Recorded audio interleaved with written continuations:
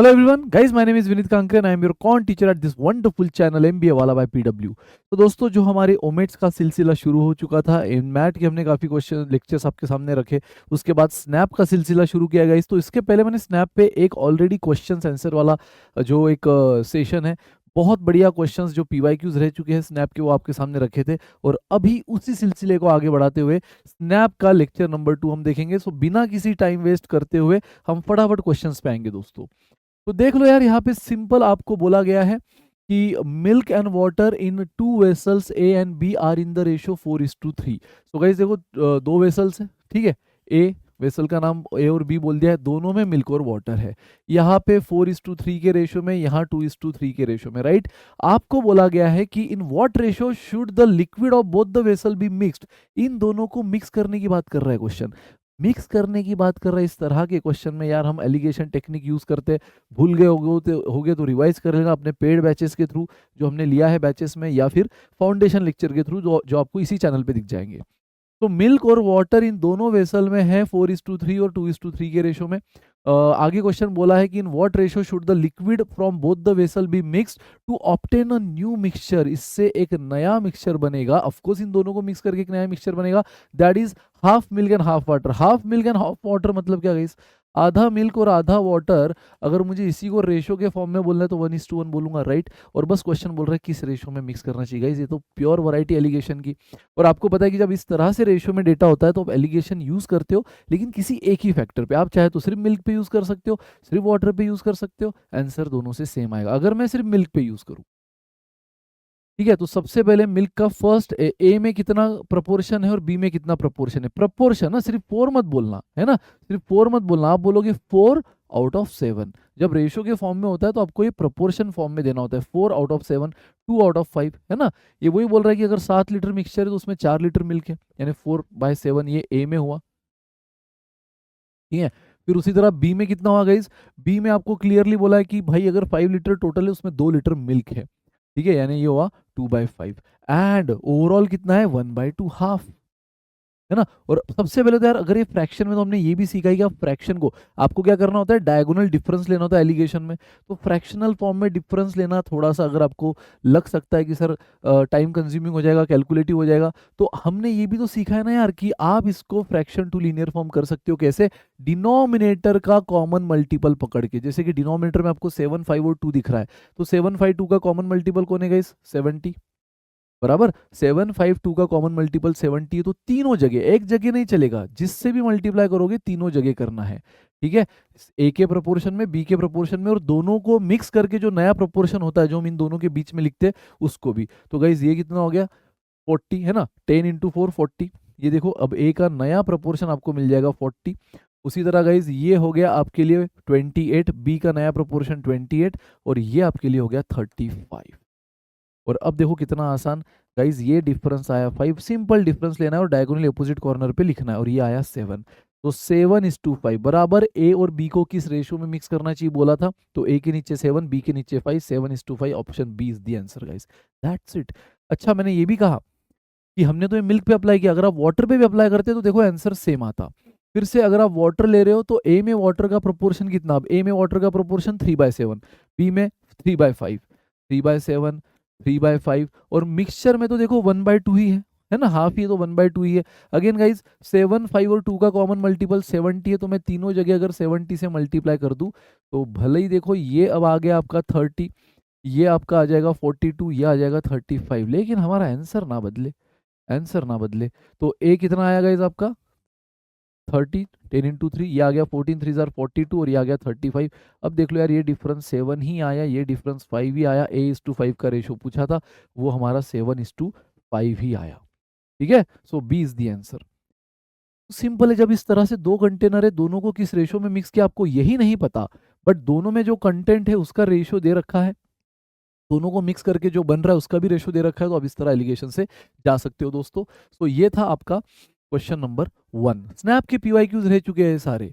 आगे बोला है there are 6 tickets to the theatre, 4 of which are for the seats in the front row. तो guys total 6 ticket है, but उसमें मान लो फ्रंट रो है, तो फ्रंट रो में 1 2 3 4 टिकट है, और बैक रो, यहाँ पे 2 है, क्योंकि टोटल कितने बोले हैं 6 tickets.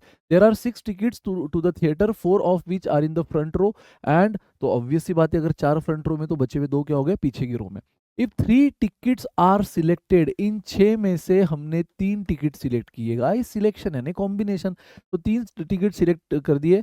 So what is the probability that, probability का क्वेश्चन है, सिंपल प्रोबेबिलिटी हमेशा m अपॉन n होती है, बट जब आप मल्टीपल सिलेक्शन करते हो गाइस, तो ये m और n निकालते हो with the help of combination. तो आपने 3 टिकट सिलेक्ट किए, what is the probability that exactly 2 of them are for the front row, जिसमें 2 एग्जैक्टली फ्रंट रो से है। 2 एग्जैक्टली फ्रंट रो से मतलब गाइस, 2 अगर फ्रंट रो से है तो एक पक्का बैक रो से होगा, क्योंकि टोटल आपको 3 का हिसाब देना है। 3 टिकट आपने खरीदे जिसमें से फ्रंट रो के 2 ही, इसका मतलब एक बैक रो का है, क्योंकि 2 ही केस बन रही है। 6 टिकट है टोटल, 6 में से आपको बोल दिया 4 फ्रंट रो के, यानी बचे हुए 2 बैक रो के, ये टोटल का हिसाब हो गया। उसमें से 3 सिलेक्ट किया, और 3 में वो बोल रहा है find the probability that exactly 2 front row के, मतलब एक बैक रो का। बट गाइस आपको पता है प्रोबेबिलिटी का main formula m upon n है, बट यहाँ मल्टीपल सिलेक्शन, इसलिए m और n निकलेगा कॉम्बिनेशन से, ठीक है। अब n का मैटर तो बड़ा इजी है गाइस, उसको सिंपल दिख रहा है कि टोटल कितने सीट्स है, ये 6 सीट्स है, और उसमें से आपको कितने सिलेक्ट करना है, 3।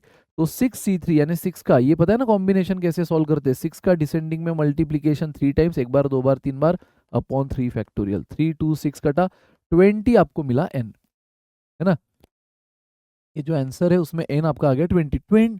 n को कोई मतलब नहीं फ्रंट रो से जा रहे कि बैक रो से जा रहे, फाइंड द प्रोबेबिलिटी दैट के बाद वाली जो भी लाइन होती है ना, वो m के लिए होती है, m के लिए। n को बस दिख रहा है टोटल 1 2 3 4 5 6 में से 3 सीट सिलेक्ट करे हैं, सिलेक्शन यानी कॉम्बिनेशन, तो 6c3।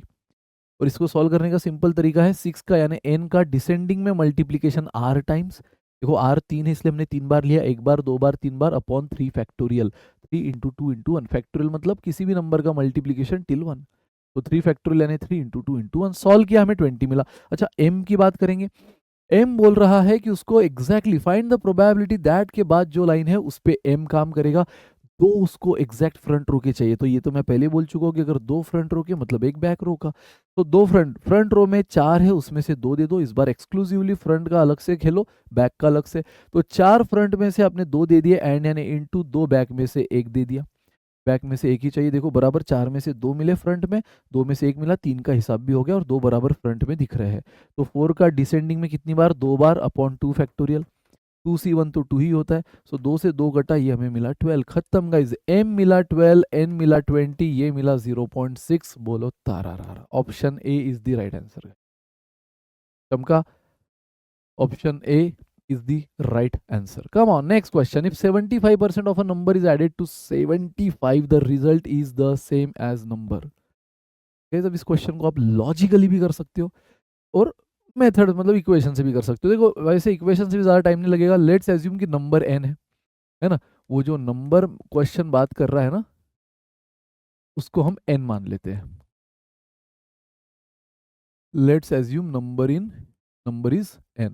क्वेश्चन बोल रहा है 75% of number is added to 75, 75% किसी तो नंबर का, क्लियरली बोल रहा है वो क्वेश्चन, 75% ऑफ अ नंबर, वो नंबर मैंने n माना था, है ना, तो उसका 75% एडेड टू 75, अगर मैं ये ऐड करूं, देखो ऐड किया किसमें, 75 वैल्यू में, then the result is number itself, तो इसका रिजल्ट हमें जो मिलता है वो नंबर खुद है।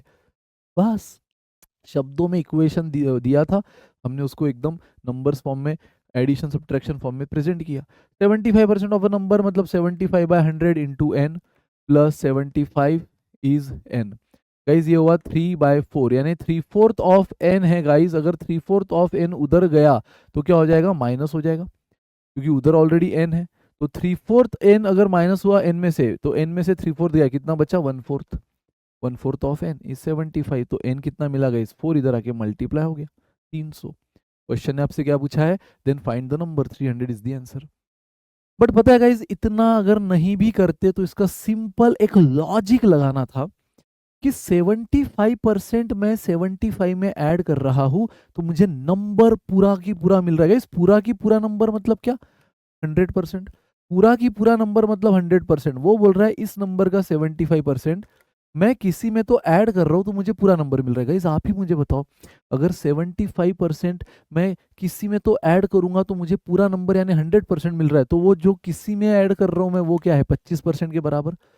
मैं जिसमें भी ये 75% ऑफ द नंबर ऐड कर रहा हूँ गाइस, ये 75% ऑफ द नंबर में जिसमें भी ऐड कर रहा हूँ वो क्या वैल्यू के बराबर है, वो 25% ऑफ द वैल्यू के बराबर है। कि बच्चा भी बोलेगा कि आपको पूरा नंबर मिल रहा है, लेकिन कब, जब आप उसी नंबर का 75% किसी में तो ऐड कर रहे हो, और 75% किसी में ऐड करके 100% कब होगा, 25% में जब हम ऐड करेंगे। यानी वो हमें जिसमें ऐड करने की बात कर रहा है वो 25% के बराबर है। तो 25% अगर 75 है तो पूरा की पूरा नंबर यानी 100% कितना। जिसको यूनिटरी मेथड आती है वो बेशक इसको इसी अप्रोच से जल्दी समझेगा और एग्जाम में भी करेगा, टाइम भी बचेगा। लेकिन जिसको यूनिटरी मेथड नहीं पता गाइस, काफ़ी वीडियोस हमारे अरिथमेटिक की पूरी प्लेलिस्ट फाउंडेशन की पड़ी 2023 में, एकदम धांसू खजाना बनाई थी, वो देख सकते हो। उसमें काफ़ी क्वेश्चन में यूनिटरी मेथड समझाई है ना। और उसके बाद फिर आप जब इसको करोगे और ज़्यादा ईजी लगेगा। फिलहाल के लिए अगर आपको नहीं पता तो इसलिए मैंने ये ट्रेडिशनल अप्रोच भी बता दिया कि जो उसने एन बोला था नंबर, मैंने एन मान लिया, 75% ऑफ द नंबर ये 75 में ऐड किया तो हमें नंबर मिला। जो बोला एज इट इज इक्वेशन में प्रेजेंट किया, बस इसको सॉल्व किया। एन एन की वैल्यू एक साइड में, तो एन यानी यहाँ कुछ नहीं यानी वन होता है ना। तो एन अगर 3/4 ऑफ एन माइनस करूँ तो एन तो आप सपोज मन ही मन कॉमन ले लिया, वन में से 3/4 गया 1/4, तो एन आपको मिल गया 75 इंटू 4 300। यहाँ मैंने बताया पूरा नंबर हमेशा 100% होता है, परसेंट की लैंग्वेज में पूरा नंबर यानी 100%। और वो बोल रहा है कि 75% इस नंबर का मैं किस में तो ऐड करूँ तो मुझे 100% मिल रहा है। तो 75% किस में ऐड करके 100% मिलता है, 25% में। यानी मेरे हिसाब से 75% ऑफ द नंबर मैंने किस में ऐड किया होगा, 25% में। लेकिन क्वेश्चन ने ही इसी को बोल दिया है कि हमने ये 75% ऑफ द नंबर हमने 75 में ऐड किया, यानी 25% इज इक्विवेलेंट टू 75। 25% की वैल्यू अगर 75 है तो पूरा नंबर 100% की वैल्यू कितनी, बस क्रॉस मल्टीप्लाई करो, परसेंट परसेंट कटा। यहाँ देखो क्रॉस मल्टीप्लीकेशन की भी जरूरत नहीं है। 25 का यहाँ 3 टाइम्स हो रहा है तो आप 100 का 3 टाइम्स ले लो, ये लो क्रॉस मल्टीप्लीकेशन करोगे, 25x इज 7500 और फिर इससे इसको डिवाइड करोगे, वही आंसर आएगा। लेकिन जब इस तरह से पैटर्न बनता है ना तो पैटर्न को फॉलो करो, ये 25 का 3 गुना तो 100 का 3 गुना 300, खत्म। चलो गाइज नेक्स्ट क्वेश्चन, एकदम ही हलवा question. The value of, again 1/4 मतलब कितना होता है 0.25, 125 यानी 5 क्यूब होता है 0.25। यस बोलो यार, ऐसे क्वेश्चन आ चुके हैं स्नैप में, क्योंकि टाइम की एग्जाम है ना यार, अब ये टाइम की मारा मारी है, 60 मिनट की एग्जाम है सिर्फ। तो क्वेश्चन की लेवल बहुत ऐसी मिलेगी आपको, इसलिए आपको सिलेक्शन यहाँ भी सही से करना है। पता है अननेसेसरी क्वेश्चन में आपने इतना टाइम दे दिया कि ऐसे 2-3 क्वेश्चन तक पहुंच ही नहीं पाए, टाइम खत्म हो गया। तो पहले बराबर से देखो, सिलेक्शन सही से करो। ये तो आपने 1/4 को 0.25 लिखा है, 125 को 5 क्यूब लिख सकते हो, ये power as it is 3 into 0.25 हुआ 0.75। अगेन एक्सपोनेंट, जैसे दोनों पावर को मल्टीप्लाई कर सकते हैं तो एक्सपोनेंट का रूल बोलता है ना, बेस सेम है तो पावर को ऐड कर लो, है ना, कॉमन बेस ले लो 5 अगर सेम है तो, और पावर को ऐड कर लो 0.25 प्लस 0.75 जो कि हुआ 1, और 5:1 ही होता है 5। That's it guys, A is the right answer. चलो बहुत बढ़िया। Next question, if 5 spiders can catch 5 flies in 5 minutes. Guys 5 spiders है, लेट्स से ये 5 स्पाइडर्स है, वो 5 फ्लाइज को कैच करते हैं इन 5 मिनट। इसका मतलब हर स्पाइडर एक फ्लाई को, देखो 5 स्पाइडर 5 फ्लाइज को क्या करते हैं, कैच करते हैं 5 मिनट में। तो बच्चा यहाँ पता है क्या गलत इंटरप्रेट कर देता है, सर इसका मतलब एक स्पाइडर एक फ्लाई को 1 मिनट में करेगा। अरे नहीं भाई, एक स्पाइडर एक फ्लाई को 1 मिनट में करेगा, तब तक क्या ये जब तक कैच कर रहा होगा बाकी लोग आराम करेंगे कि तू पहले कर ले फिर मैं करूंगा?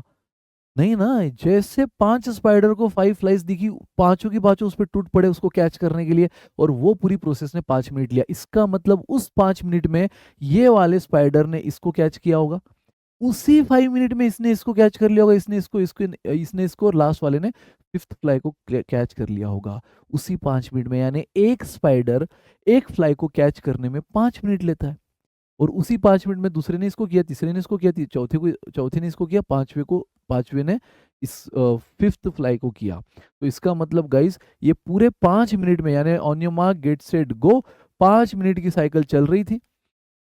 जैसे मैंने गो बोला है, 5 की 5 स्पाइडर चले 5 फ्लाइज के पीछे, और 5 मिनट होते होते पांचों ने 5 को कैच कर लिया। इसका मतलब हर एक ने 5 मिनट लिया है, बट उसी 5 मिनट में पैरेलली साइमल्टेनियसली चल रहा था।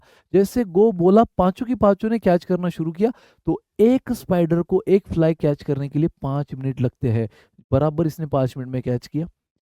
उसी पांच, ऐसा थोड़ी कि एक पहले कैच करेगा फिर वो रुकेगा फिर दूसरा जाएगा, नहीं, पांचों ने 5 फ्लाइज को 5 मिनट में क्रॉस किया। बस इसका गलत इंटरप्रिटेशन ये मत कर देना कि अच्छा इसका मतलब एक स्पाइडर एक फ्लाई को 1 मिनट में क्रॉस करता है। 1 मिनट नहीं, पांचों ने निकले 5 फ्लाइज को कैच करते करते, हर एक ने अपना अपना टारगेट सेट कर लिया था और कैच करते करते 5 मिनट लगे। यानी उसी 5 मिनट में ये इसको कर रहा था कैच, ये इसको कर रहा था, एंड सो ऑन। यानी एक स्पाइडर एक फ्लाई को कैच करने में 5 मिनट लेता है। तो मुझे बताओ guys, how many flies can 100 spider catch 100 in 100 minutes? How many flies can 100 spider, हमारे पास 100 स्पाइडर है, तो वो 100 मिनट में कितने फ्लाइज को कैच करेंगे? गाइस मुझे बताओ, अगर एक स्पाइडर को एक फ्लाई को कैच करने में 5 मिनट लगते हैं, ठीक है, तो वो 5 मिनट में 100 स्पाइडर 100 फ्लाई को, जैसे कि यहाँ 5 मिनट में, इसी 5 मिनट में ये 5 स्पाइडर ने 5 फ्लाइज को कैच किया। मुझे बताओ, अगर ये 5 के जगह 10 भी होते, 5 की जगह अगर ये 10 भी होते, और on your mark get set go अगर मैं बोल देता, तो इसी 5 मिनट में, यानी घड़ी शुरू है लेकिन हर कोई अपना अपना टारगेट 5 मिनट में कंप्लीट कर रहा है। इसी 5 मिनट में ये इसको कैच कर रहा होगा, उसी 5 मिनट में ये इसको, बराबर हर एक को अपना अपना टारगेट मिला। यानी 10 फ्लाइज 10 स्पाइडर 10 फ्लाइज को 5 मिनट में कैच करेंगे। 12 फ्लाइज कैच हो जाएगी 12 स्पाइडर से 5 मिनट में। उसी तरह 100 स्पाइडर 100 फ्लाइज को 5 मिनट में कैच करेंगे। बट क्वेश्चन बात कर रहा है कि बताओ भाई, 100 स्पाइडर ने 100 फ्लाइज को 100 स्पाइडर ने 100 फ्लाइज को कैच किया इन 5 minute, in 5 minute. But question पूरा हिसाब आपसे मांग रहा है 100 मिनट का। तो यार 5 मिनट में अगर टोटल 100 फ्लाइज कैच हुई है, तो 100 मिनट में कितनी होगी?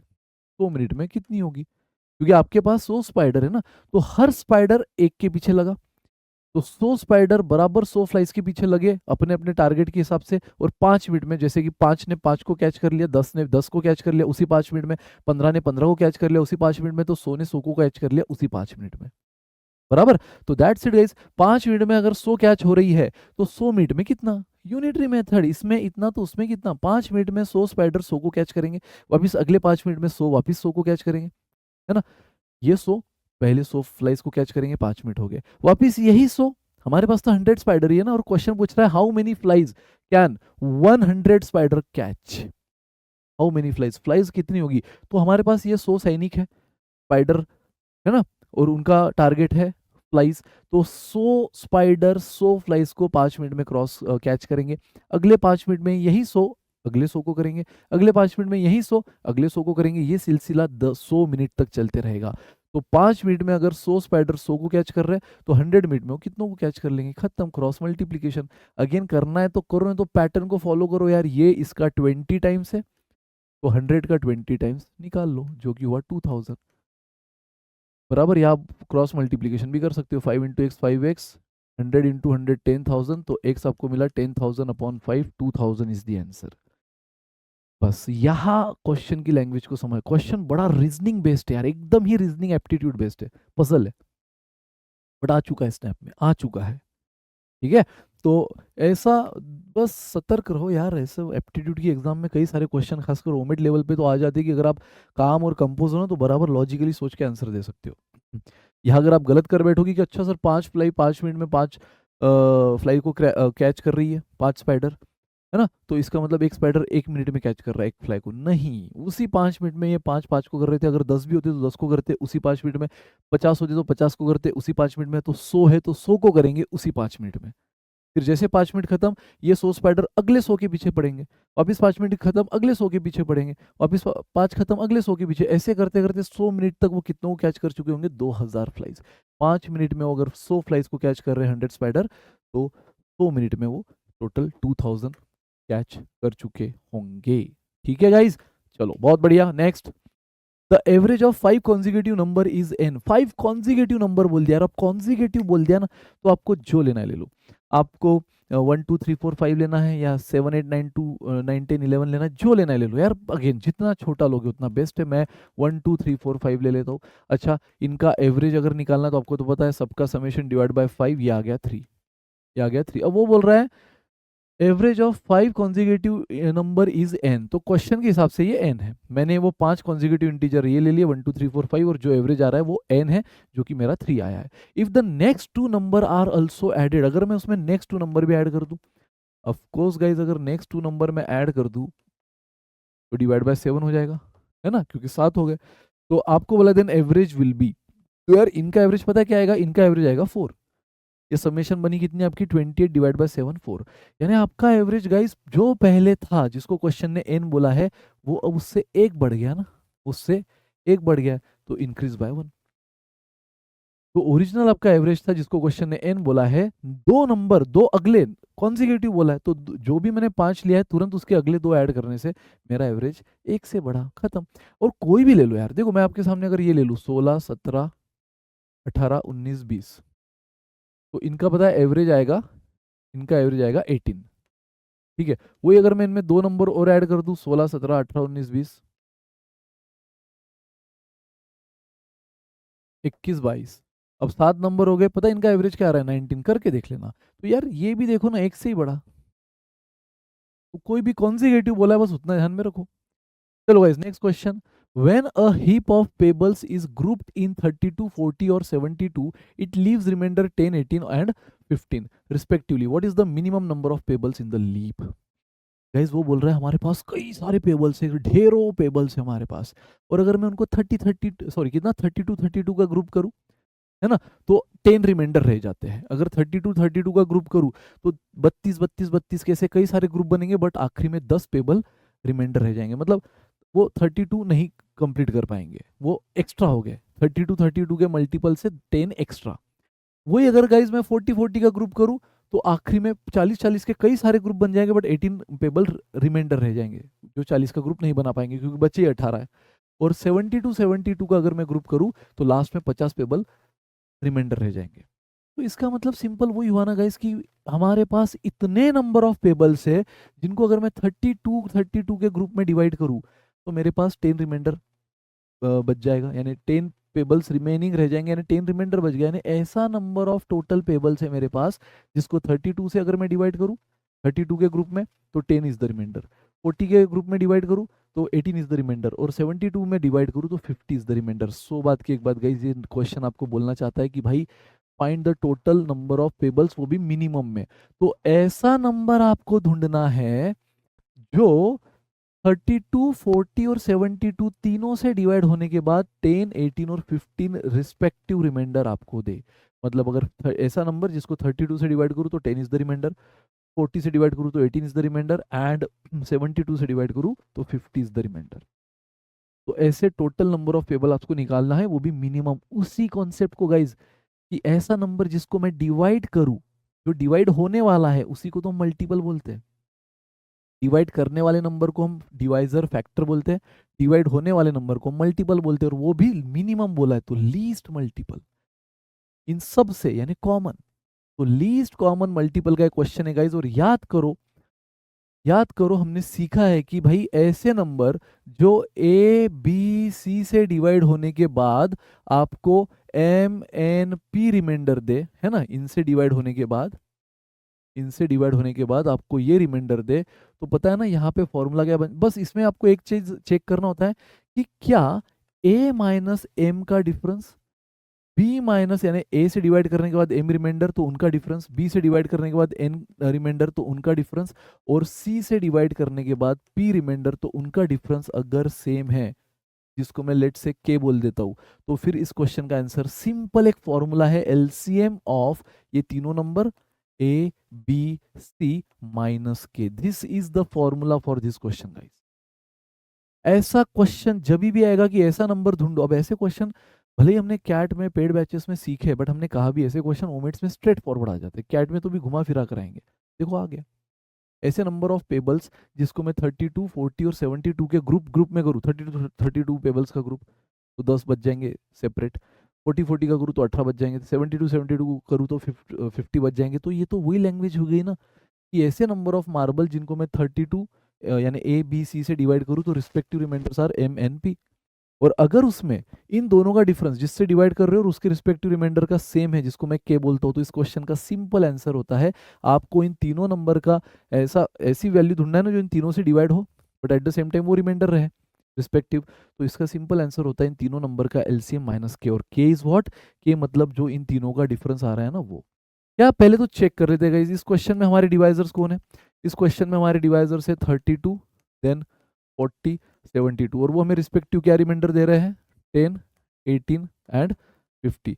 पहले तो चेक कर लो क्या ये डिफरेंस सेम आ रहा है, देख लो 32 माइनस 10 22 आ रहा है, 40 माइनस 18 22 आ रहा है, एंड 72 माइनस 50 22 आ रहा है। यस गाइज, ये सब डिफरेंस सेम आ रहा है जो कि 22। तो ये बना मेरा के, और इस क्वेश्चन का आंसर क्या हो जाएगा इन तीनों का एलसीएम, यानी ए बी सी 32 40 72 का एलसीएम कैसे लेते हैं गाइज 2⁵ फैक्टराइज करना होता है ना, ये 2³ इंटू 5।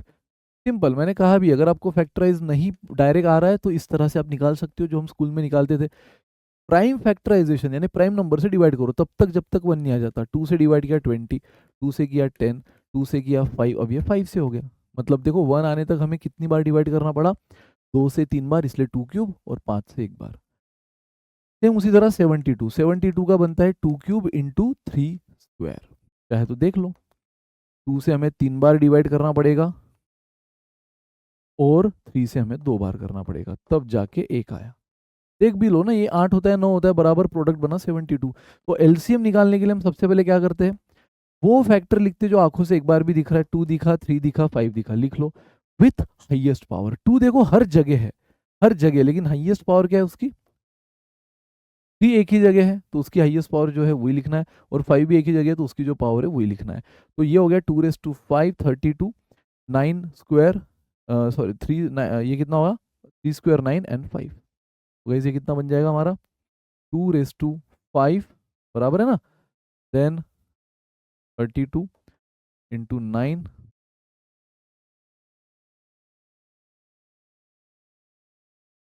32 into 9 into 5। तो ये हो जाएगा दोस्तों कितना 16 और 10, ये 32 160 हुआ, 160 इंटू 9 1440। लेकिन this is not the answer, ये तो एग्जैक्ट वो नंबर जो इनसे डिवाइड हो जाता है, इनसे डिवाइड होता है, बट हमें कंप्लीट डिवाइड थोड़ी करना है, ये रिमाइंडर भी रहना। और उसकी ट्रिक है ना कि माइनस के कर दो, और के हमारा 22 आया था, A minus respective remainder, B minus respective remainder है ना, वो सब इक्वल आके 22 आया था। तो इस क्वेश्चन का फाइनल आंसर बना LCM 1440 minus K is what 22। तो 1418 इज द आंसर दोस्तों, 1418 option B is the right answer, B ही है राइट चॉइस। चलो गाइस बढ़ते हैं आगे नेक्स्ट क्वेश्चन की तरफ। तो ये क्वेश्चन देखना, Symbiosis runs a corporate training programme at the end of the first programme the total takings were, मतलब टोटल अर्निंग बोलो, मतलब एक ट्रेनिंग प्रोग्राम है और वो प्रोग्राम पेड होगा तो जो भी जाता है उस ट्रेनिंग में पार्टिसिपेट करने उसको कुछ अमाउंट पे करनी पड़ती है। तो टोटल अमाउंट कितनी बन गई eight the end of first, आपका जैसे प्रोग्राम खत्म हुआ, फर्स्ट प्रोग्राम खत्म हुआ, टोटल टेकिंग इतनी आ गई 38,950 रुपीज का कलेक्शन हुआ है। There were more than 45 fewer than 100, और नंबर ऑफ पार्टिसिपेंट कितना था वो उसने हमें डायरेक्टली नहीं बट एक रेंज के फॉर्म में दे दिया कि मोर देन 45 बट लेस देन 100। तो आपको बोला है what was the participant fees, तो बताओ कितनी पर पार्टिसिपेंट फी थी, एक पार्टिसिपेंट को कितना पे करके जाना था उस प्रोग्राम में। भाई सिंपल है ना। अब मुझे अगर टोटल अमाउंट पता है दोस्तों, टोटल अमाउंट पता है कि 38950 है, अब ये टोटल अमाउंट कैसे बनेंगे, सिंपल है, ये टोटल अमाउंट आप ऐसे ही बनाओगे ना कि नंबर ऑफ पार्टिसिपेंट जो कि मुझे नहीं पता बट एटलीस्ट रेंज पता है 45 से 100 के बीच में, 45 से ज़्यादा एंड 100 से कम। और याद रहे ये नंबर ऑफ पार्टिसिपेंट पीपल है, पर्सन है, लोग है, ये कभी भी डेसिमल में नहीं आना चाहिए। N should be integer only, positive integer, ना निगेटिव ना डेसिमल ना फ्रैक्शन, पॉजिटिव इंटीजर। तो टोटल अमाउंट जो बनेगा हम क्या बोलेंगे, भाई इतने लोग थे और हर एक से हमने इतनी प्राइस ली, और क्वेश्चन ने ये पूछा है ना पार्टिसिपेंट फीस, आप फीस बोल दो चाहे तो उसको एफ बराबर, तब जाके ये अमाउंट मिली। Where N is what number of participant, F is what fees per participant, जो हमें निकालना है फीस पर पार्टिसिपेंट। और गाइस अब देखो, जैसे मैंने कहा कि आपको ये दिमाग में रखना है कि एन यानी नंबर ऑफ पीपल है, जो कभी भी डेसिमल में नहीं रहेगा, पॉजिटिव इंटीजर रहेगा। तो अब आपको क्या करना है, आपको एक एक वैल्यू यहाँ रखनी है फीस में।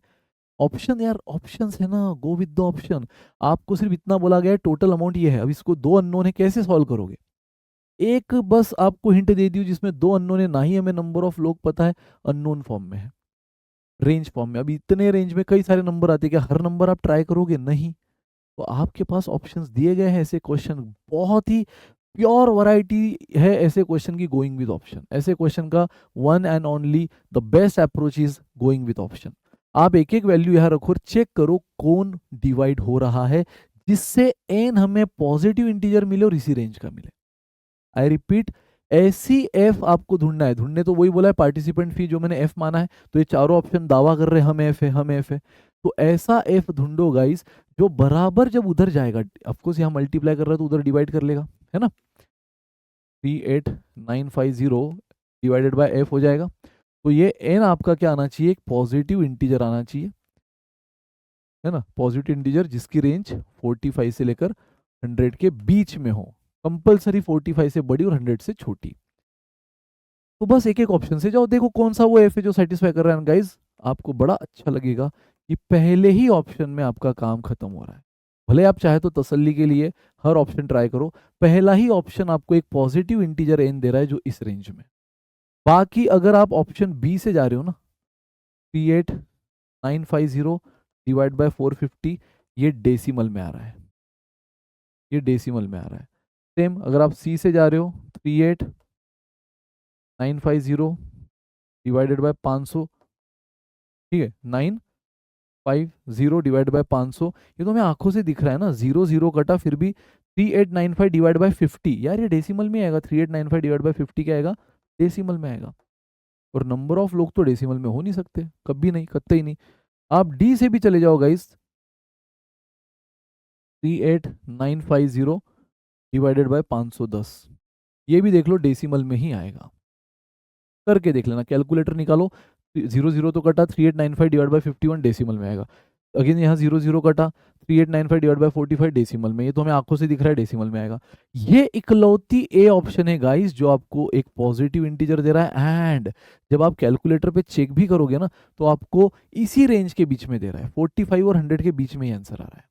ठीक है, मोर प्रिसाइजली अगर टाइम बचाना है तो मैं अगले क्वेश्चंस भी हमें जाना है तो आपको अगर बता दूं, ऐसे क्वेश्चन हैं बड़े आसान, लेकिन इनका इकलौता एंड द बेस्ट अप्रोच है गोइंग विथ ऑप्शन। ठीक है, तो बस 38950 डिवाइड बाय अगर मैं 410 कर लूं तो आपको मिल रहा है 95, एग्जैक्ट पॉजिटिव इंटीजर मिल रहा है गाइस, जो कि इसी रेंज का है, 45 से 100 के बीच में उसने बोला था। तो खत्म, समझा। ये टोटल अमाउंट इतनी मिली, एन पार्टिसिपेंट थे जो इनका काउंट इस रेंज में है, पॉजिटिव इंटीजर रहेगा, नंबर ऑफ पीपल है, और फीस पर पार्टिसिपेंट पूछी थी जो चारों ऑप्शन दावा कर रहे हैं। तो एन जो पॉजिटिव इंटीजर इसी रेंज में देगा वो जीत गया। तो बाकी तो ये सारे हार गए क्योंकि ये डेसिमल में दे रहे। करके देख लो बाकी सारे option, divide by 450 divide by 500 divide by 510, सारे डेसिमल है। चलो गाइस नेक्स्ट क्वेश्चन की तरफ बढ़ेंगे। अगला क्वेश्चन है, 3 friends had dinner at a restaurant, तीन दोस्तों का डिनर हुआ रेस्टोरेंट में। When the bill arrived, Amit paid 2/3 as much as Veena paid. तो अमित ने कितना पे किया, 2/3 ऑफ वीना के बराबर, and Veena paid 1/2 as much as Tania paid. What fraction of the bill did Veena pay, तो पूरे बिल का कितना फ्रैक्शन, पूरे बिल के हिसाब से कितना वीना ने पे किया है। सबसे पहले तो यार ऐसे क्वेश्चन क्या है रे, बेसिक है भाई, बेसिक अपने रेशो। दो आपको दो लोगों का रेशो दिया है, अमित का वीना के साथ और फिर वीना का तानिया के साथ। तो पहले तो आपने सीखा है कि दो रेशो को अमित ने कितना पे किया, जितना वीना ने पे किया उसका 2/3, वीना ने कितना पे किया, जितना तानिया ने किया उसका हाफ। तो पहले तो दो अलग अलग रेशो आपने निकाल लिया। अब तीनों का एक साथ में रिलेशन लो। अब अमित इस टू वीना कितना है, अमित इस टू वीना है 2:3, तो पहला रेशो पहली रो में।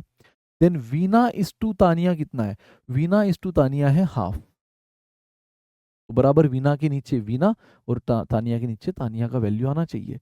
तो यहाँ एक ही है जो दोनों में कॉमन है, वो है वीना। देखो वीना यहाँ पर भी, वीना यहाँ पर भी है। तो उसको पता है ना रेशो को कैसे सेम किया जाता है, सीखा है हमने अपने रेशो प्रोपोर्शन फाउंडेशन में। तो देखो जो भी ये कॉमन है उसको रिस्पेक्टिव रो में जहाँ जगह खाली है वो वैल्यू कॉपी करो, ऊपर 3 कॉपी करो, नीचे 1 कॉपी करो। ऊपर भी बिना की नीचे भी बिना की वैल्यू कॉपी होगी। तो गाइज ये मिला आपको। टू इनका क्या करना है, प्रोडक्ट 2 into 1 3 into 1 3 into 2। तो गाइज इसका मतलब ये रेशियो में क्या बोलता है, अब देखो अब तक हमारे पास दो दो का रिलेशन था हमें, बट तीनों गए थे ना साथ में खाना खाने, तो हमने तीनों का रिलेशन लाना था, हम लेकर आए। ये हमें बता रहा है कि 11 रुपए का अगर बिल होता है तो अमित पे करता है 2 रुपया, वीना 3 रुपया और तानिया 6 रुपया। क्वेश्चन ने पूछा है टोटल बिल का कितना फ्रैक्शन वीना पे कर रही है। तो ये फ्रैक्शन से हमें पता चल रहा है ना कि टोटल बिल अगर 11 होता है तो वीना पे कर रही है 3/11। 3/11 वही अगर तानिया का पूछा होता तो 6/11, अमित पूछा होता तो 2/11। That's it. चलो नेक्स्ट क्वेश्चन। अगेन ये प्रोपोर्शनैलिटी के क्वेश्चन है, बेसिक टाइम स्पीड डिस्टेंस के क्वेश्चन है। Starting from his house one day a student walk with a speed of, पहले देखो पहले एक दिन उसने अपनी स्पीड क्या 2.5, 2.5 को मैं 2.5 बोल दूं, 2.5 है ना ये, 2 और आधा मतलब 2.5 kilometre per hour. He reaches school 5 minute 6 minute late. तो गाइज मैं अगर एज्यूम कर लूँ, लेट्स एज्यूम स्कूल पहुंचने का नॉर्मल टाइम है x मिनट। स्कूल पहुंचने का नॉर्मल टाइम क्या है, x मिनट। x मिनट मतलब क्या, ऐसा टाइम जिससे वो ना लेट हो रहा है ना जल्दी हो रहा है, अगर x मिनट में पहुंच जाए तो। लेकिन पहले दिन वो अगर 2.5 की स्पीड से जा रहा है गाइस, तो उसको 6 मिनट लेट हुआ। 6 मिनट लेट हुआ मतलब क्या, जितना मिनट लगना चाहिए था उससे 6 मिनट ज्यादा लगा। जितना मिनट लगना चाहिए था मैंने एक्स माना, ये नॉर्मल टाइम है ना, नो लेट नो जल्दी, उससे लेट हुआ मतलब 6 मिनट ज्यादा लगा। ये फर्स्ट केस। सेकंड केस में क्वेश्चन क्या बोल रहा है, next day he increases he speed bye 1 kilometre per our. उसने अपनी स्पीड जो है ना वो 1 किलोमीटर पर आवर से बढ़ा ली। तो 2.5 का 3.5 हो गया, बढ़ाई ना उसने एक से। और ऑफकोर्स अगर अपनी स्पीड बढ़ाई तो फटाफट जल्दी पहुंचेगा। तो क्वेश्चन बोला ही रीचेस 6 मिनट अर्ली। इस बार जो टाइम पे पहुंचना चाहिए था उससे 6 मिनट पहले ही पहुंच गया। ठीक है, तो क्वेश्चन बोल रहा है how far is the school. How far is the school, school बताओ कितने दूरी पर है। गाइस मुझे बताओ, दोनों केस में बच्चा कहाँ जा रहा है, अपने घर से स्कूल ही जा रहा है ना, यानी हम बोलेंगे distance is constant. Distance is constant. पहली केस में भी घर से स्कूल, 2.5 की speed 6 minute late normal time से, यानी x+6। देखो ये मिनट में दिया ना, इसलिए मैंने इसको भी मिनट में मान लिया। फाइनली जब मुझे उसको डिस्टेंस निकालना होगा तो मैं आवर में कन्वर्ट कर लूंगा। लेकिन फिलहाल तो आप पहले टाइम को तो पूरी तरह से निकालो, क्योंकि वो एक्स के फॉर्म में। तो 2.5 की स्पीड से 6 मिनट लेट, यानी जितना लगना चाहिए तो उससे 6 मिनट ज्यादा लेट, यानी ज्यादा लगा। फिर अगले दिन अपनी स्पीड 3.5 कर दी, 1 किलोमीटर से बढ़ाई, मतलब क्या 1 किलोमीटर पर आवर से बढ़ाई यानी 3.5 कर दी। तो 6 मिनट जल्दी हो गया, अर्ली, यानी जितना लगना था उससे 6 मिनट कम। तो बट दोनों केस में वो जा कहाँ रहा है, घर से स्कूल। घर से स्कूल लेने डिस्टेंस सेम है ना, फर्स्ट सिचुएशन का डिस्टेंस और सेकंड सिचुएशन का डिस्टेंस सेम है। और डिस्टेंस का फॉर्मूला क्या है, स्पीड इनटू टाइम। तो फर्स्ट सिचुएशन का स्पीड है 2.5 इंटू टाइम, सेकंड सिचुएशन का स्पीड है 3.5 इंटू टाइम। या फिर आप वो प्रोपोर्शनलिटी भी ले सकते थे, S1/S2 is equal to T2/T1। जिसको आता है वो समझ गया होगा, जिसको नहीं आता है ज्यादा लोड ना लो, फाउंडेशन देख लेना, लेक्चर्स देख लेना। बट फिलहाल तो ये तो सही है ना, घर से स्कूल जा रहा है मतलब डिस्टेंस तो सेम है। पहली केस में भी घर से स्कूल, तो जो डिस्टेंस होगा दूसरी केस में भी वही। और डिस्टेंस का फॉर्मूला होता है स्पीड इनटू टाइम। हमें फर्स्ट सिचुएशन का भी स्पीड टाइम पता है, सेकंड का भी पता है। अच्छा, आप सोचोगे सर इसको हमने अपॉन 60 अगर आवर्स, देखो किसी भी मिनट को अगर आवर में करना है डिवाइड बाय 60 करना होता है ना, डिवाइड बाय 60 कर लो, मिनट का आवर में हो जाता है। तो सर अगर अपॉन 60 करते तो यार क्या फर्क पड़ता, दोनों साइड में अपॉन 60 होता ना, तो कैंसिल ही हो जाता। तो इसलिए यहाँ दिक्कत नहीं है, यहाँ पे इक्वालिटी ले रहे हो ना आप, तो यहाँ अपॉन 60 दोनों साइड में अगर आ रहा है तो कैंसिल ही होगा। तो लो चाहे ना लो फर्क नहीं पड़ेगा। बाद में जब हम डिस्टेंस निकालेंगे, क्योंकि उसने हमें वही पूछा है how far is the school from house, यानी हमें यही डिस्टेंस उसने पूछा है, घर से स्कूल तक का डिस्टेंस। तो वो उसके निकालने के लिए हम डेफिनेटली यूनिट से खेलेंगे, बट पहले इसको सॉल्व कर लो। लेट से आपने 60 लिया था, वो कटा 2.5 से, अंदर अगर मैं मल्टीप्लाई करूँ 2.5x और ये हुआ 15, यस ये 3.5x और ये हुआ 21। गाइस 2.5x इधर जाके क्या हुआ, माइनस हो गया, यानी x 3.5 में से 2.5 गया x, और -21 इधर आके प्लस हो गया 36। गाइस 15 प्लस 21 36 मिनट मिला आपको। तो दैट्स इट, एक्स मिल गया है। अब आपको डिस्टेंस निकालना, मैंने कहा ना डिस्टेंस के लिए आप ये फर्स्ट केस भी ले सकते हो, सेकंड केस भी ले सकते हो। डिस्टेंस का फॉर्मूला क्या होता है, स्पीड इनटू टाइम। हाँ, अब स्पीड अगर आपकी किलोमीटर पर आवर में है, सारे ऑप्शन किलोमीटर किलोमीटर में है, तो टाइम भी किस में चाहिए, आवर में। तो इसलिए अब इस बार x+6 अगर करोगे डिवाइड बाय 60 कर लेना। यहाँ कैंसिल हो रहा था इसलिए जरूरत नहीं, दोनों साइड में इक्वालिटी थी। यहाँ तो कोई वैसे कैंसिल नहीं हो रहा है ना, तो ये kilometre per our, distance kilometre में, तो टाइम भी आवर में चाहिए, इसलिए डिवाइड बाय 60 किया तो 2.5, और ये कितना हुआ 36, 36 एक्स है ना, प्लस 6 अपॉन 60, तो 2.5 इंटू 42/60। देख लो यार, 6 7 जार एंड 6 10 जार, तो ये कितना बना गाइस 17.5। 2.5 इंटू 7 कितना होता है 17.5 अपॉन 10, यानी 1.75 गाइस, 1.75 किलोमीटर, ऑप्शन सी। और अच्छा, अगर आप इक्वेशन 1 में ना रखते हुए इक्वेशन 2 में भी रखते तो सेम ही आंसर आता। देख लो डिस्टेंस तो दोनों में सेम है, तो स्पीड इंटू टाइम बराबर, यहाँ S1 इंटू S2 किया, या डी S2 इंटू T2।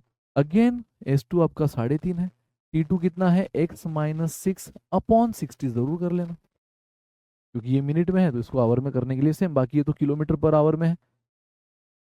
3.5, अब देखो मुझे बताओ 36 में से 6 गया 36 माइनस 6 30, तो ये हुआ 1/2, और 3.5/2 1.75, 3.5/2 कितना हुआ 1.7। कोई भी लो एग्जाम में, कोई एक ही लेना, लेकिन दोनों से सेम ही आएगा अगर डिस्टेंस सेम है तो।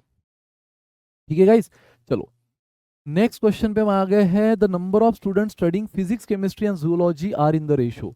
फिजिक्स केमिस्ट्री और जूलॉजी का आपको नंबर ऑफ स्टूडेंट का रेशो दिया है, तो अगर आपके पास रेशो दिया है तो इससे मैं ओरिजिनल नंबर एज्यूम कर लूँ।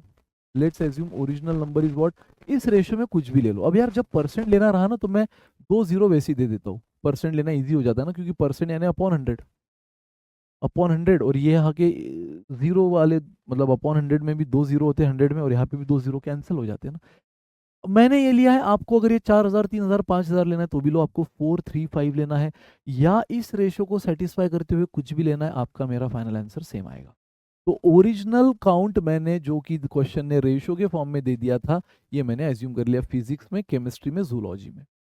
देन वो बोल रहा है कि if the number in this 3 discipline increase, तो इनमें नंबर इंक्रीज हो रहा है। देखो यहाँ पे इंक्रीज हो रहा है 50% से। मुझे बताओ यार 50% ऑफ 400, 50% मतलब सिंपली आधा ना यार, 50% यानी आधा, यानी ये नंबर 200 से बढ़ रहा है, तो न्यू काउंट कितना आ जाएगा 400 प्लस 200 600। अगला 25% से बढ़ रहा है गाइस, 25% मतलब क्या 1/4 होता है, तो 300 का 1/4 कितना 75, ये 375 हो जाएगा। और नेक्स्ट जो है वो 10% से बढ़ रहा है, 10%, तो 500 का 10% यानी 50 से बढ़कर ये 550 हुआ। तो क्वेश्चन बोल रहा है कि बताओ what is the new respective ratio. तो ये न्यू रेशियो पूछा है क्वेश्चन ने, 600:375:550। सबसे पहले जीरो, अच्छा जीरो तो सब जगह है ही नहीं, तो आप 25 से डिवाइड कर लो यार। 25 2 jar, 25 4 jar, 25 1 jar, 25 5 jar, 25 2 jar, 25 2 jar, तो 24 15 22, 24 15 22, A is the right answer guys, A ही है राइट चॉइस। समका कोनो डाउट कोनो दिक्कत, एकदम आसान। 3 सब्जेक्ट, तीनों का रेश, अगेन आप दूसरा कुछ लेके देखो, बट इसी रेशो को सेटिस्फाई करते हुए सेम आंसर आएगा कटवुट होके। मैंने ये ले लिया, अब इस पे परसेंट, 50% मतलब किसी भी नंबर का आधा होता है, 25% मतलब क्या होता है 25% ऑफ 300, मैंने क्या कहा 25% मतलब 1/4 होता है, तो 300 का 1/4 75, और 10% यानी आखिरी डिजिट के पहले डेसिमल, तो 500 का 50 हुआ। चाहे तो आपको परसेंट अप्लाई करना आता है, तो आपके पास ओरिजिनल काउंट इतना था, नेक्स्ट ईयर इतने इतने इतने परसेंट से रिस्पेक्टिव सब्जेक्ट में काउंट बढ़ा है, तो मेरे हिसाब से एक्चुअल नंबर निकालने के बाद जो आया है वो मैंने ऐड किया, और फाइनली ये काउंट मिला, उसका रेशो में पूछा है। देखो गाइस नेक्स्ट क्वेश्चन है, A B and C start a business each investing ₹20,000। A ने भी 20,000 से शुरुआत की, बी ने भी, और सी ने भी। लेकिन आगे देखो क्वेश्चन बोल रहा है, शुरुआत में तो सबने ईच इन्वेस्टिंग 20,000 बोला है, एंड एबीसी स्टार्ट, यानी तीनों फाउंडर मेंबर है, तीनों बिजनेस पार्टनर से। लेकिन आगे क्या हो रहा है, आफ्टर 5 मंथ ए विदड्रॉ 5,000, बी विदड्रॉ 4,000, सी इन्वेस्ट 6,000 मोर। हड़बड़ी में गड़बड़ी नहीं, पता चला 2 विड्रॉ, तीसरा भी आपने हड़बड़ी में विड्रॉ ले लिया, नहीं। ए विड्रॉ कर रहा है, बी विड्रॉ कर रहा है, बट सी 6,000 एक्स्ट्रा डाल रहा है, वो भी कब आफ्टर 5 मंथ। इसका मतलब गाइस 5 महीने तक इसका, 5 महीने तक इसका कितना इन्वेस्टमेंट रहा 20,000, एंड उसके बाद उसने क्या किया, ए ने अपना पैसा 5,000 निकाल लिया। देखो कितना निकाला हमें उससे मतलब नहीं, कितना अभी भी बिजनेस में, हम जब उसको प्रॉफिट पे शेयर देंगे तो हम वो देख कर देंगे कि उसका बिजनेस में कितना डाला है, जितना ज्यादा डालेगा उतना हम उसको शेयर देंगे ना, जितना निकालेगा उससे हमें क्या है, अगेन जितना ज्यादा डालेगा। तो यार 20,000 में से उसने 5 निकाले, मतलब बिजनेस में अभी भी कितना है, 15,000 फॉर रिमेनिंग 7 मंथ। क्वेश्चन है क्या बोला, eight the end of year. Guys question यहाँ पूरे एक साल का हिसाब दे रहा है, तो यहाँ टोटल पीरियड उसने दिया है 1 ईयर, बट यहाँ कुछ चीजें अब मंथ में आ गई है, इसलिए मैं 1 ईयर को ही 12 मंथ बोल रहा हूँ। तो 5 महीने तक तो 20,000 रहे, फिर उसके बाद 5 निकाल लिए, है ना, तो 15,000 बचे फॉर रिमेनिंग 7 मंथ। इसके भी देखो, बी ने भी अपने 4,000 निकाले हैं, वो भी कब, आफ्टर 5 मंथ। तो 5 महीने तक तो ये पूरे रहे, फिर 4 निकाले यानी 16,000 बचे फॉर रिमेनिंग 7 मंथ। एंड सी के भी 5 महीने तक 20 रहे, लेकिन उसने 6,000 ज्यादा डाले, तो 26,000 फॉर रिमेनिंग 7 मंथ। तो आपको बोला गया है then at the end of period, at the end of year यानी एक साल के बाद इतना प्रॉफिट हुआ है, तो उसमें बी का शेयर बताओ। गाइज आपको पता है ना, यहाँ पे आप ए बी सी का प्रॉफिट में शेयर कैसे निकालते हो, on the basis of product of investment and period of investment. कितना इन्वेस्ट किया और कितने पीरियड के लिए किया उसका प्रोडक्ट, और जब इस तरह टुकड़ों में हो रहा है तो आप दोनों का प्रोडक्ट ऐड करते हो। जैसे कि हमें पता है ए ने पूरा 20,000 पूरे 12 महीने के लिए नहीं किया है, ए ने 20,000 सिर्फ 5 महीने के लिए किया है। सो 20,000 इंटू 5 प्लस रिमेनिंग 7 मंथ के लिए, देखो पूरा 12 महीने का हिसाब हो गया, तीनों साथ 60 से है, बट इसने 20 रखे 5 महीने के लिए, और उसके बाद अगर उसने अपना पैसा निकाल लिया तो वो दिखाओ ना भाई, निकाला है तो बताओ कि हटाओ उसमें से 5 हटा दिए, तो अभी भी बिजनेस में कितने बचे, 15,000, हम वो देखते हैं, उसके हिसाब से प्रॉफिट देंगे। बिजनेस में अभी भी 15 बचे हैं for remaining 7 month. Same B ने 20,000 रखे for 5 month, investment into period, and मैंने कहा ना मल्टीपल ऐसे ब्रैकेट बन रहे हैं, तो दोनों को ऐड करो, इन्वेस्टमेंट इनटू पीरियड और ये investment into period, again add कर दिया। ये हुआ ए का, ये हुआ बी का, और ये हुआ अब सी का। सी का investment 20,000 5 month plus 26,000 into 7 month. ठीक है, अब देख लो, ये तो हुआ 1,00,000 प्लस 15,700 1,05,000 इस टू बी का, ये 1,00,000 तो सबका फिक्स ही है, प्लस 16,700 112 1,12,000।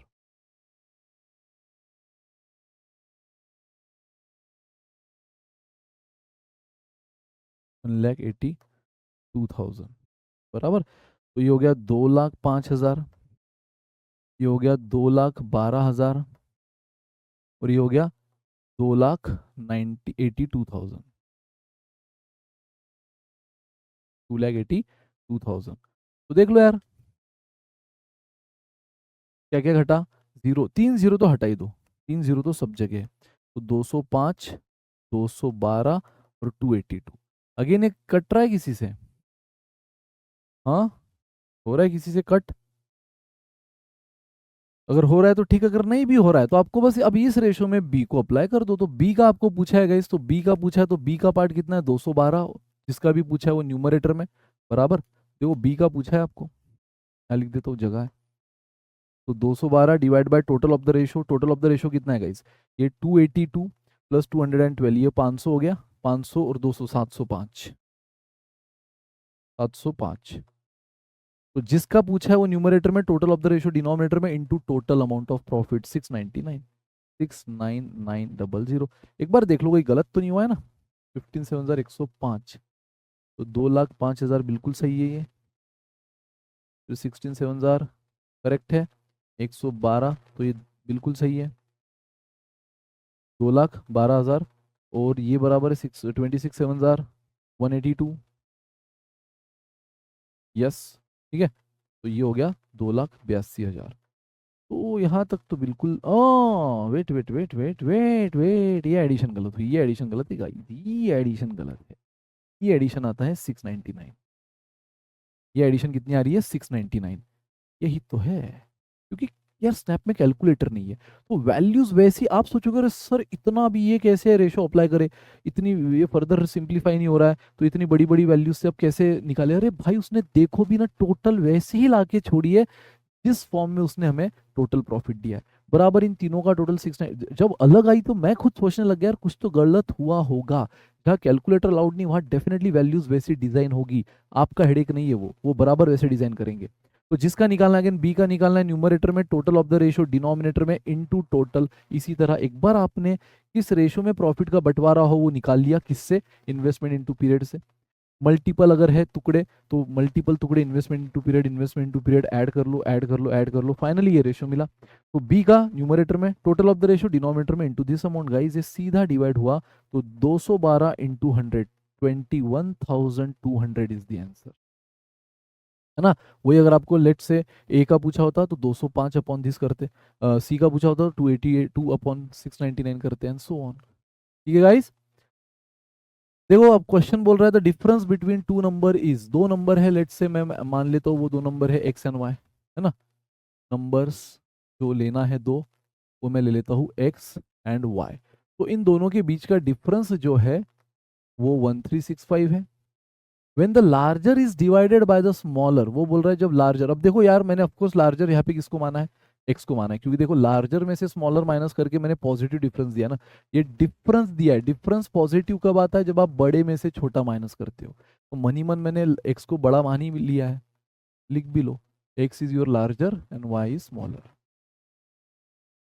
तो बोल रहा है when larger is divided by smaller, तो जब हम लार्जर को स्मॉलर से डिवाइड करते हैं, the quotient is 6 and the remainder is 15। Guys देखो वो बोल रहा है कि जब लार्जर, जिसको मैंने एक्स माना है, स्मॉलर से डिवाइड करते हैं, तो quotient is 6 and remainder is 15। Quotient आप यहाँ लिखते हो, रिमाइंडर यहाँ लिखते हो, ये आपका डिविडेंड होता है जिसको डिवाइड करते हो, और जिससे डिवाइड करते हो वो डिवाइजर होता है। तो गाइस आपके पास एक फॉर्मूला है ना डिविडेंड का, डिविडेंड बचपन में सीखा है कि ये कैसे निकालते हैं, divisor into quotient, divisor into quotient plus remainder. ये जो डिविडेंड है ना, जिसको आप डिवाइड करते हो, जिसको आप डिवाइड करते हो वो निकालने का ये सिंपल फॉर्मूला है कि जिससे भी डिवाइड करते हो यानी डिवाइजर इनटू जो क्वोशंट आया है वो, और ये प्रोडक्ट में रिमाइंडर ऐड कर दो। तो चाहे तो मैं देख लो 73 को अगर मैं 4 से डिवाइड करूं, तो 4 1 जार 4, 4 8 जार 32। देखो अब यहाँ पे अगर मैं सेम फॉर्मूला अप्लाई करूं तो क्या इक्वालिटी मैच हो रही है, उसने कहा डिविडेंड, जो कि मेरे हिसाब से 73 है, डिवाइजर इनटू क्वोशंट, डिवाइजर 4 है, क्वोशंट 18 आया है ना, 4 और 18 और रिमाइंडर 1 आया है। देखो बराबर मैच हो रहा है, 18 इंटू 4 72 प्लस 1 73, 72 प्लस 1 73, बराबर इक्वालिटी मैच हो रही है ना। तो चलो गाइस, आपको अब क्वेश्चन ने बोल दिया है कि भाई जो लार्जर नंबर एक्स है उसको अगर मैं वाई से डिवाइड करूं तो मुझे 6 क्वोशंट और 15 रिमाइंडर मिलता है। तो डिवाइजर मेरा y इंटू क्वोशंट 6, यानी ये हो गया 6y प्लस रिमाइंडर इज 15, है ना। ये हो गया 6 into y, quotient 6 divisor y, तो 6 इंटू वाई और रिमाइंडर इज 15, और डिविडेंड कौन है, x। बस यार इन शॉर्ट एक्स और वाई का रिलेशन उसने ऐसा डायरेक्ट ना देते हुए बहुत घुमा कर दिया, बट एनीवेज जिसको ये बेसिक कॉन्सेप्ट पता है उसके लिए कोई घुमा घुमा कर नहीं, आराम से खेल सकते हो गाइस। अब एक इक्वेशन उसने हमें दोनों का डिफरेंस दिया, दूसरे इक्वेशन में एक्स और वाई का इस तरह से रिलेशन दे दिया कि एक्स को यानी लार्जर को छोटे से डिवाइड करो, 6 क्वेश्चन 15 रिमाइंडर, उसको इस फॉर्मूला में रखा, हमें रिलेशन मिला। ये वैल्यू एक्स की यहाँ रख देंगे, एक्स की वैल्यू क्या है 6y प्लस 15, यहाँ रख दो, माइनस वाई इज 1365, हो गया 15 उधर जाके माइनस हुआ 1350, और माइनस वाई 6y में से गया 5y, तो y आपको कितना मिला 5 2 जार 5 7 जार 270। ठीक है, अगर y what is the smaller number ही पूछा है, स्मॉलर आपने y लिया है वो ही पूछा है, अगर लार्जर पूछा होता तो यही y की वैल्यू अब यहाँ रखते, लार्जर मिल जाता। ठीक है गाइस, तो नो डाउट, चलो बहुत बढ़िया। If n is 1 plus x where x is a product of 4 consecutive positive integer, guys x is a product of 4 consecutive positive integer, integer बोला है बट पॉजिटिव, क्योंकि निगेटिव भी आते हैं इंटीजर में, जीरो भी आता है, बट पॉजिटिव इंटीजर की शुरुआत कहाँ से होती है, 1 2 3, यानी ऑल नेचुरल नंबर्स। तो वो बोल रहा है कि n की वैल्यू 1 प्लस एक्स है। अब आप बोलोगे अरे सर दो दो वेरिएबल, अरे नहीं, उसने x का मैटर वैसे ही क्लोज कर दिया है, where x is a product of 4 consecutive. अब वो 4 कॉन्जिगेटिव आप कुछ भी ले सकते हो। याद है थोड़ी देर पहले हमने कॉन्जिगेटिव नेचुरल नंबर का क्वेश्चन, मैंने कहा था आप 1 to 5 लो, 16 से 20 भी लेके हमने चेक किया था, कुछ भी लो।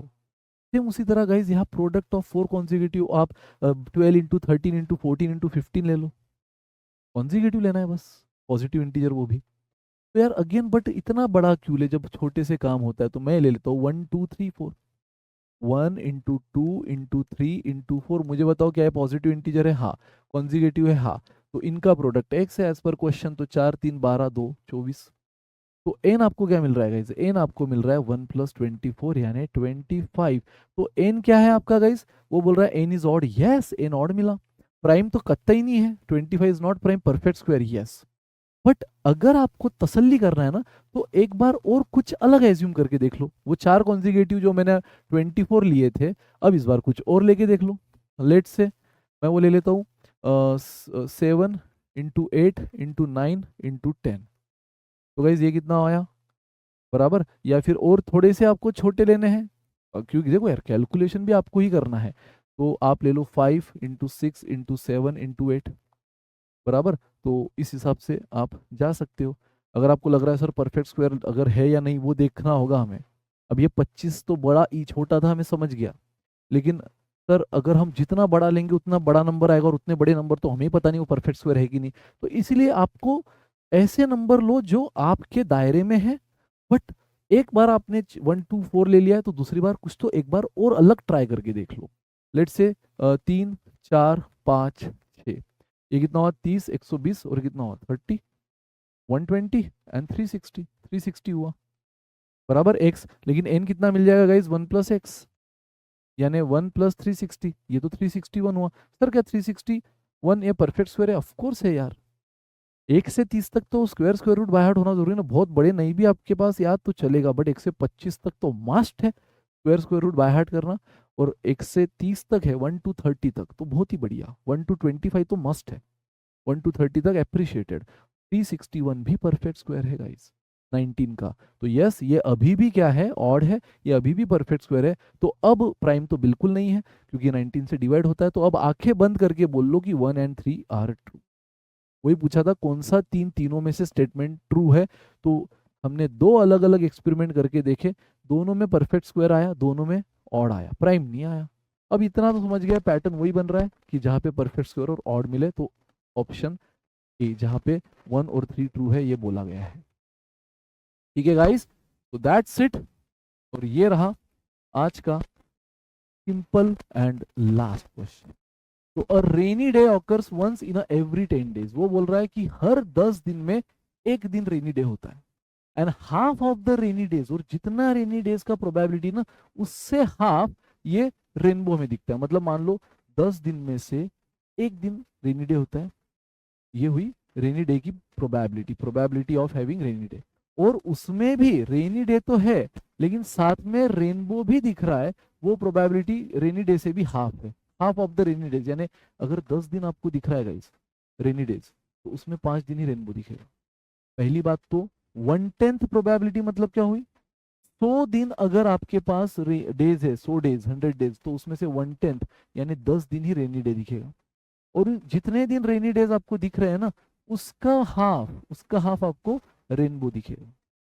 मतलब 100 दिन में से 10 दिन ही रेनी डे दिखेगा, 1/10 यानी, और उसमें भी हाफ यानी 5 दिन ही रेनबो दिखेगा। तो क्वेश्चन आपको बोल रहा है what percent of all day do not produce a rainbow. तो यार 100 में से अगर 5 ही दिन रेनबो दिख रहा है, तो डू नॉट प्रोड्यूस यानी नहीं दिखने वाले दिन कितने हुए? 95%। एकदम ही प्रोबेबिलिटी का बट कॉमन सेंस वाला क्वेश्चन था, कॉमन सेंस वाला क्वेश्चन था।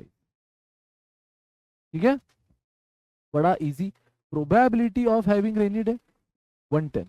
और रेनी डे को भी अगेन, रेनी डे का भी जो है उसमें रेनबो दिखना, हर रेनी डे पे थोड़ी रेनबो दिखता है ना रियल लाइफ में भी। तो रेनी डे पे भी रेनबो दिखना है, तो रेनी डे की प्रोबेबिलिटी 1/10 है, उसमें रेनबो और हाफ हो जाता है यानी 1/20। तो आप मुझे बता दो रेनबो दिखने की, अगर मैं परसेंटेज में, ये तो प्रोबेबिलिटी हुआ, परसेंटेज में ये 0.05 को अगर मुझे परसेंटेज में करना है तो ये कितना हुआ? 5%। 1/20 यानी 0.05, ये प्रोबेबिलिटी हुआ। और प्रोबेबिलिटी को परसेंटेज में करना है तो इंटू 100 करना होता है। तो 5% है कि हमें रेनबो दिखेगा, बट उसने बोला do not produce rainbow, rainbow नहीं आएगा, उसकी चांसेस हो गए 95%। बहुत से स्टूडेंट देखो, इसलिए अंडरलाइन की गई है क्वेश्चन में, नोट पे क्वेश्चन में ही अंडरलाइन की गई है, सो दैट आप भटक ना जाओ। आपको लगेगा अरे सर 5% और ऑप्शन ने जानबूझकर दिया है, बट ये तो रेनबो दिखने की प्रोबेबिलिटी, उसने नहीं दिखने की बोला है 95%। चमका गाइस? कोई भी दिक्कत इसमें? तो दैट्स इट। जैसे मैंने कहा कि अगर 1/10 है प्रोबेबिलिटी, तो 100 दिन अगर है टोटल, तो उसमें रेनी डे की प्रोबेबिलिटी हो गई 1/10 यानी कि 10 दिन, और उसका भी हाफ, ये रेनबो की प्रोबेबिलिटी होगी, क्योंकि क्लियर बोला है जितना रेनी डेज होता है 1/10 half of the rainy days, half of the total days नहीं बोला है, टोटल डेज का जितना भी है, टोटल डेज लेट से 100, उसका 1/10 ये रेनी डेज, और जितना भी रेनी डेज है उसका हाफ ये रेनबो, तो 5 दिन। तो 100 में से 5 दिन है, 5% हुआ ना दिखने का, तो नहीं दिखने का 95। Thank you guys. Now this is last homework question आपका, ये आपका होमवर्क क्वेश्चन है, बड़ा इजी क्वेश्चन है ना, बहुत इजी क्वेश्चन है, इसको ट्राई करना, ज्योमेट्री बेस्ड है, और कमेंट में आंसर देना गाइस, इसका कमेंट में आंसर देना। मैं आपको हिंट भी दे दूं, square area of square natural lake, यानी एक लेक है यार, बट उस लेक का शेप कौन सा है, स्क्वायर है, और उसका एरिया दे दिया गाइस, एरिया दे दिया है उसका। अब एरिया का फॉर्मूला स्क्वायर में आपको पता है बराबर, तो वो फॉर्मूला यूज करना, उससे आपको साइड ऑफ स्क्वायर में तो चारों साइड सेम होती है ना, तो अगर आप स्क्वायर के एरिया का फॉर्मूला यूज करोगे उससे आपको साइड ऑफ स्क्वायर मिलेगी। और फाइनली उसने आपको क्या पूछा है, डायगोनल, डायगोनल डिस्टेंस, स्क्वायर का डायगोनल का फॉर्मूला भी होता है ना, स्क्वायर डायगोनल का फॉर्मूला चाहे तो लिख दूं अगर जिसको नहीं पता, √2 × a, और इसमें भी अगर डायगोनल निकालना तो a चाहिए, और a मिलेगा आपको एरिया ऑफ स्क्वायर से, जिसकी हिंट दे दी है। अब एरिया ऑफ स्क्वायर आपको याद होना जरूरी है, स्कूल से सीख रहे हो, नहीं है तो एक बार चेक करना, वो फॉर्मूला यूज करना, ए मिलेगा, ए यहाँ रखना, आंसर मिलेगा। Guys thank you so much, comment करना क्या इसका आंसर आया, वैसे तो आधा तो बता ही दिया है। Come on guys, thank you so much, bye bye, enjoy, चक दे फट्टे।